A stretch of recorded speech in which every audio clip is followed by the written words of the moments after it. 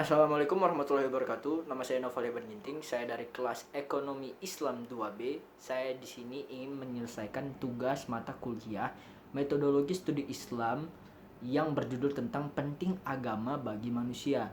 Baiklah, tanpa panjang cerita-cerita panjang, kita langsung aja gitu ya. Kita langsung aja masuk ke pembahasan. Pembahasan singkat-singkat, tidak terlalu dalam, hanya sedikit luar kulit doang, bahkan kita ini sebagai pengetahuan umum saja gitu kan.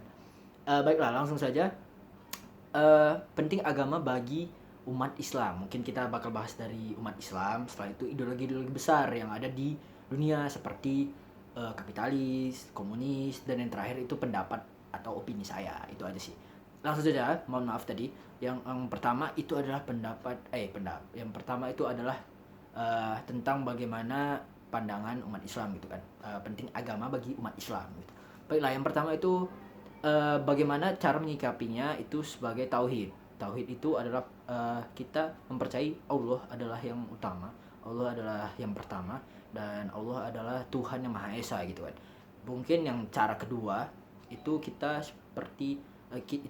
sebagai umat Islam harus mempercayai Nabi Muhammad adalah utusan Allah gitu. Jadi mungkin kalau dari umat Islam itu lebih bagaimana agama mengatur kehidupan umatnya gitu. Jadi penting agama bagi umat Islam itu seperti agama itu adalah nomor satu. Agama itu tidak akan terduakan, dan agama itu yang mengontrol dari kita bangun tidur hingga kita tidur lagi. Itu adalah agama di mata umat Islam. Yang kedua itu adalah ideologi di luar negeri. Ini kita akan bahas tentang penting agama bagi manusia menurut ideologi besar di dunia seperti kapitalis dan komunis. Oke, langsung saja. Kapitalis menurut mereka itu agama itu seperti menghalangi, bukan sebagai pengurangan gitu. Mereka menghalangi karena kapitalis itu mementingkan tujuan mereka. Tujuan mereka itu adalah nomor satu. Mereka tidak mementingkan hak orang lain, mereka tidak mementingkan kesengsaraan orang lain. Itu mereka hanya mementingkan diri sendiri dan bagaimana cara mereka menjadi di puncak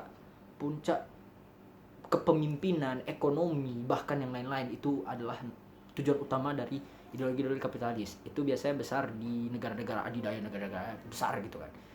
Pokoknya kapitalis itu seperti mereka tidak mementingkan hak orang lain, tidak mementingkan kesengsaraan orang lain. Mereka hanya mementingkan bagaimana cara mereka tetap menjadi nomor satu, menjadi paling atas, tapi tidak mementingkan bagaimana cara mereka naik ke atas. Jadi menurut mereka agama itu menghalangi cara mereka untuk naik ke atas gitu.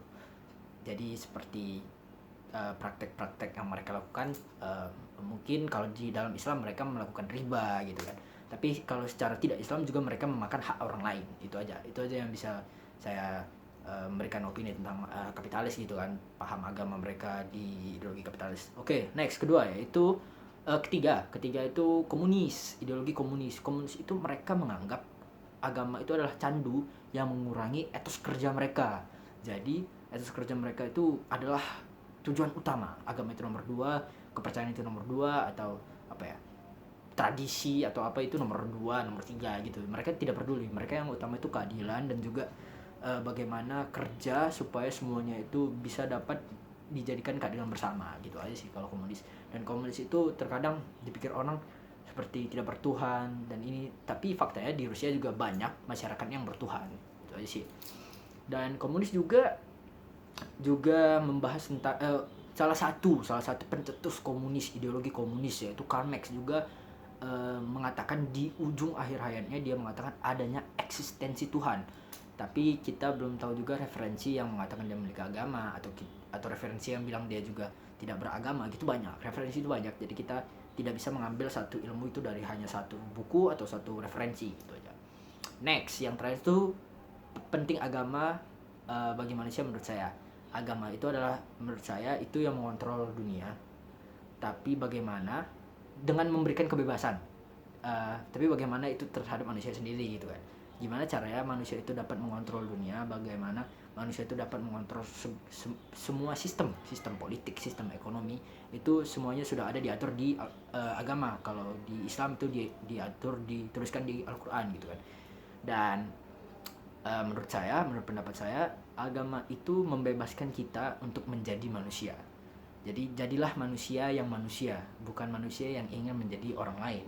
Manusia yang diatur oleh sebuah negara, manusia yang diatur oleh sebuah lingkungan masyarakat. Jadi jangan pernah jadi manusia yang ingin diatur. Jadilah sebuah manusia yang manusia.